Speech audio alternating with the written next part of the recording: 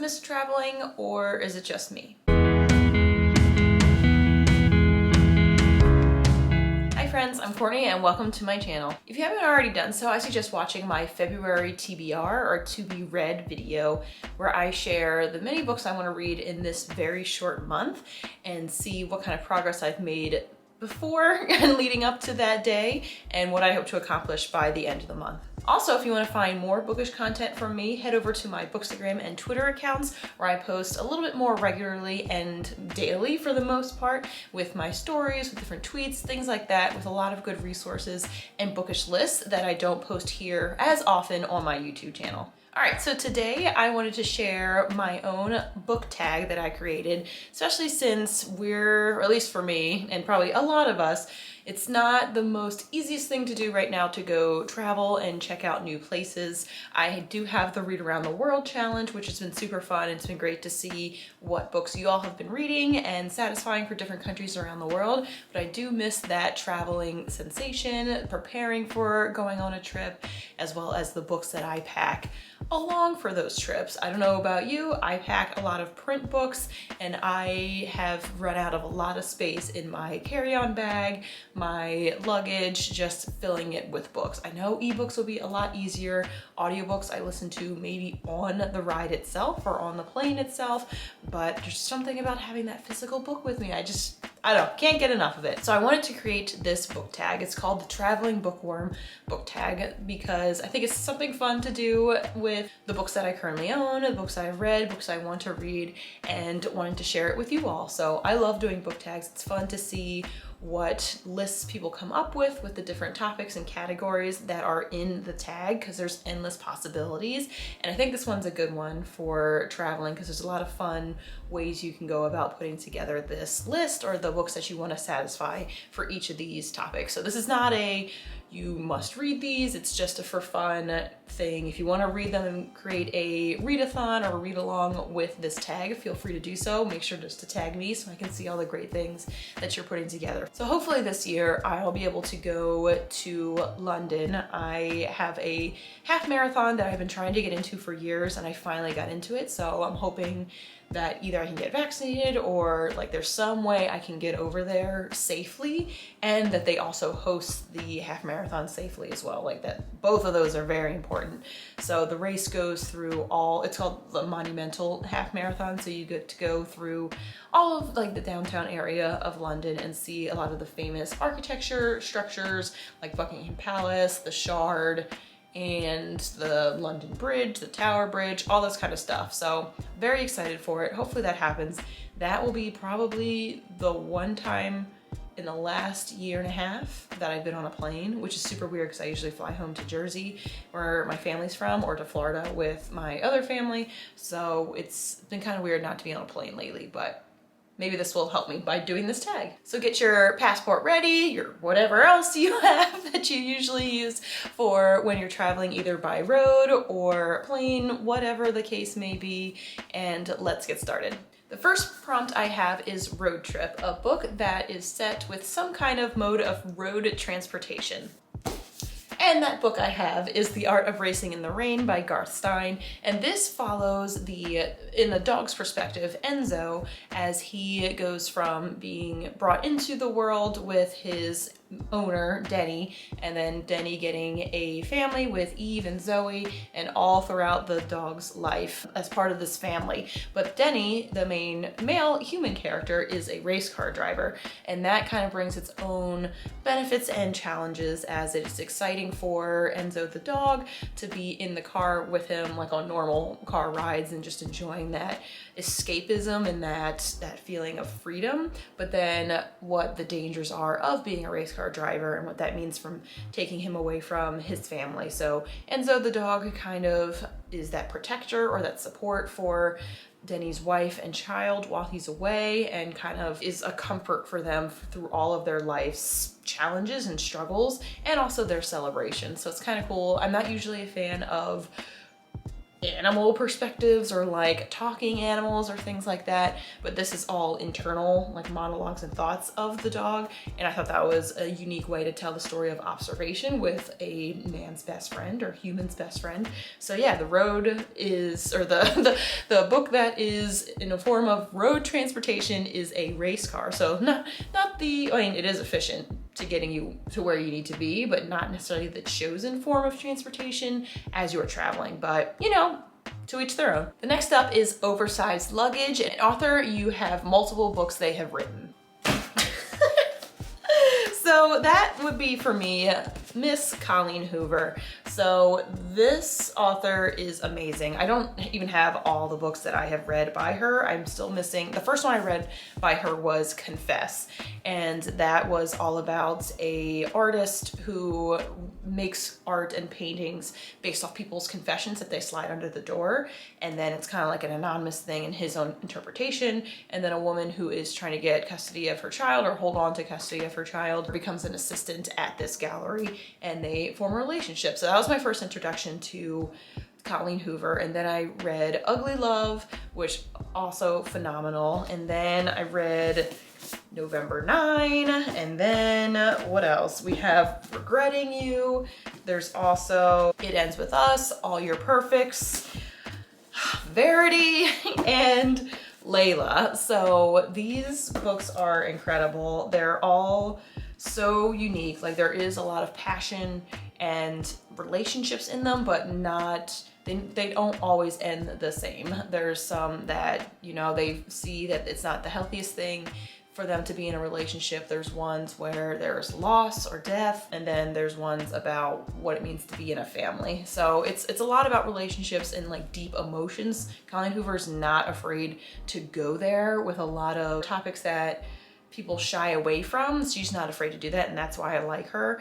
I mean, it's gripping, it's emotional, it weighs on you with some of the content she writes about, but I think she does it in a way that is human or just gets us to think about things a little bit differently. Like I said in the beginning, I tend to overpack my bags with books, and I just think this is a fun one to say, hey, if you had to bring just one author's books with you and stuff them into a oversized piece of luggage, maybe a checked bag. I haven't done checked bags in years. I don't even have a checked luggage case. I usually just use a carry-on because I'm not usually traveling places for like weeks on end and I need a huge bag. But if I did need to, I would be filling that with books mostly. Or when I go to the place that I'm going to, I will buy books there and place them in this bag. Speaking on carry-on bags, that is the next topic, a book that you could not put down. So with carry-ons, I like to have things within reach or just above me in the, whatever that is, the overhead storage area where people just shove things in and hope they fit with either their duffel bags, the random other bags that don't need to be put up there, like when people put like their hats or jackets or like just random stuff that's just taking up space. I need space for my books. Sorry. Anyway, I just need to have it with me and within my sight. I know where it is. I'm very protective of this book. And that is Ready Player One by Ernest Cline. So this is a recent read of mine. I read this at the end of 2020, and this follows a young man, or I guess he's like just out of high school, college age, even though he doesn't go to college, in the year 2048. And it's this futuristic sci-fi story where there is a virtual reality called the Oasis that a lot of people in the world have access to, and that is their escape from their real world. It's kind of like expected that all these people have this ability to go into this oasis or this virtual reality, and that's where they go to school, that's where they sometimes work and entertain themselves. But there was, the creator of this had passed away and left a contest behind to be the sole heir of the Oasis and like a lot of prizes and money and things like that. So he left a bunch of clues in the virtual reality in terms of different games and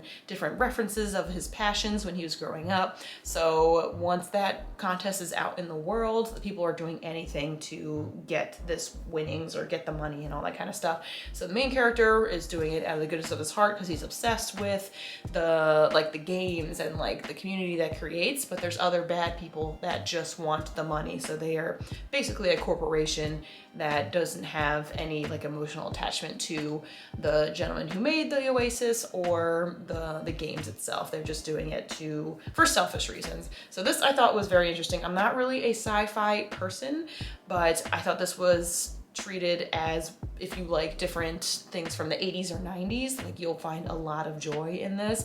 As I was born in 89, so I didn't know too much about the 80s, but I like learned about it as I was growing up and like with my family and everything, with different shows and music and movies and things like that. So I love that about this book, the different references and the quotes and everything, but also the greater good that we're looking for in terms of what this means when you go after what somebody left behind for you and trying to overhaul like the bad, the evil, I guess the hierarchies in the world. So that I thought was pretty cool. Next up is Snack Bag, a book you can read in one sitting. So I love when we get free snacks or even drinks on a flight. Usually if I'm doing like a jumper flight, it's only like 45 minutes. You might get a bottle of water or like a soda.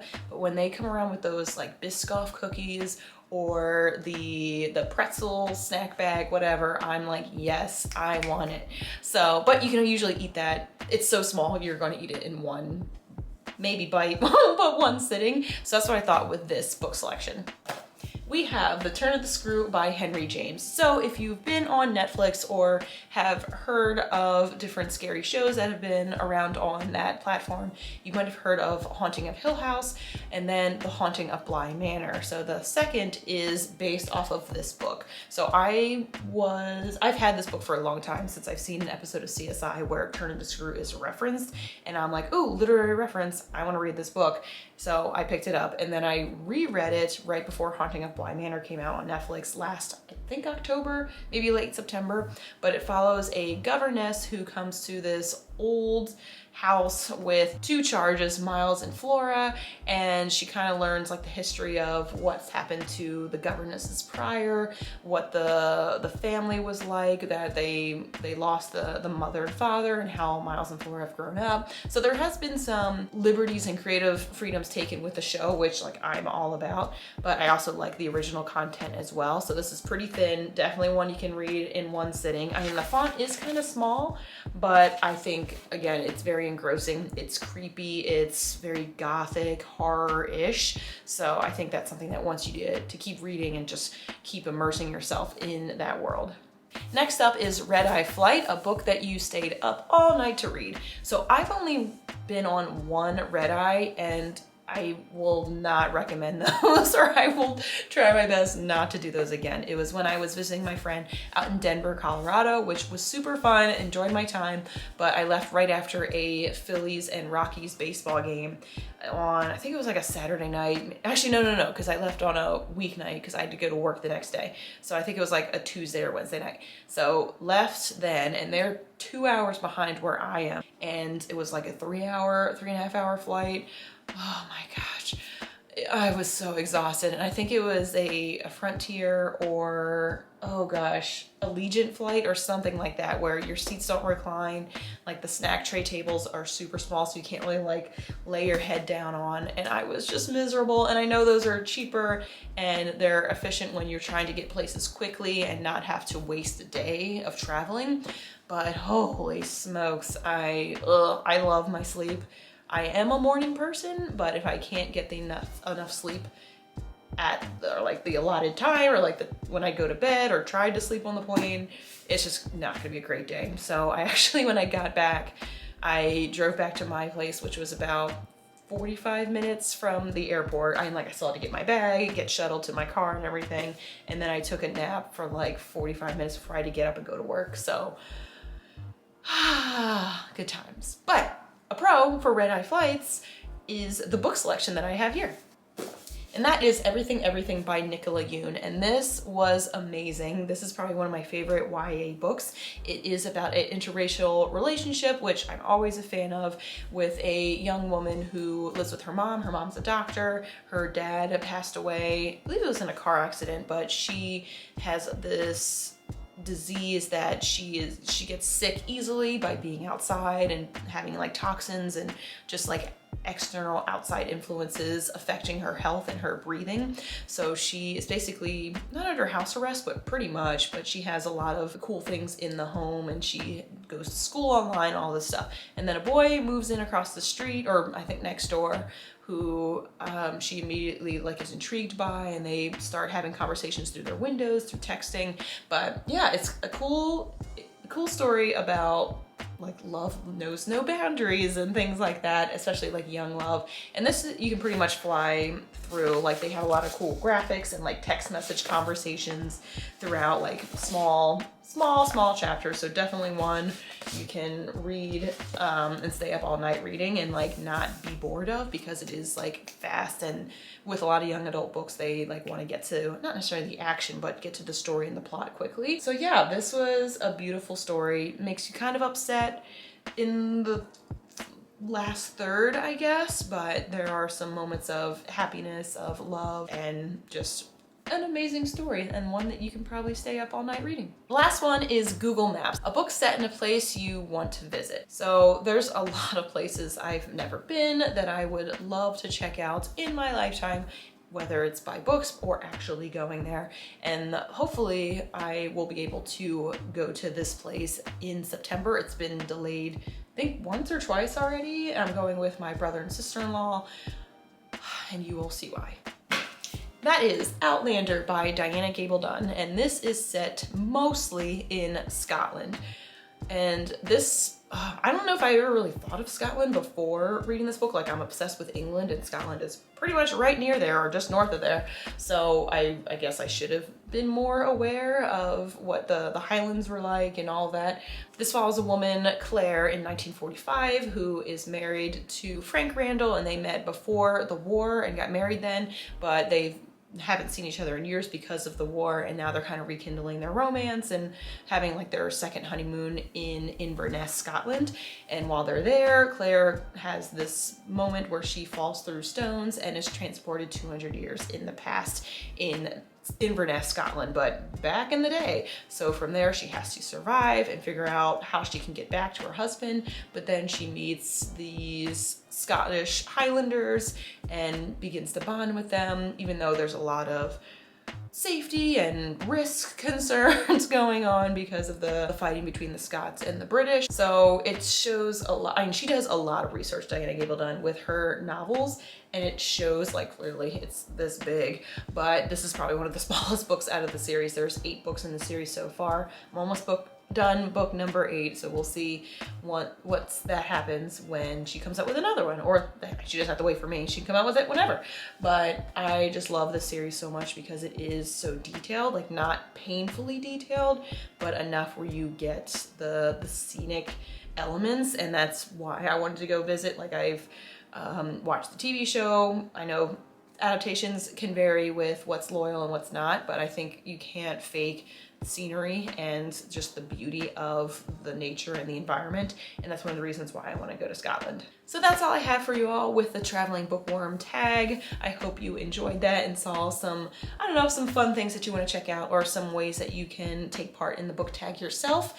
And yeah, just let me know in the comments what books you would select for each of the topics, or what you thought of the books that I selected. If you like this video, please give it a thumbs up. Feel free to hit subscribe or the notification button, the bell, that'll let you know when I post. I usually post once a week on Mondays. Yeah, I hope you enjoyed that. If you'd like to support me further, I have my coffee and my Amazon wish list listed below in the description, but I'd love to hear from you all. Let me know what you're reading this week and any other fun book tags you've seen across the interwebs. So until I see you again, have a great day and happy reading.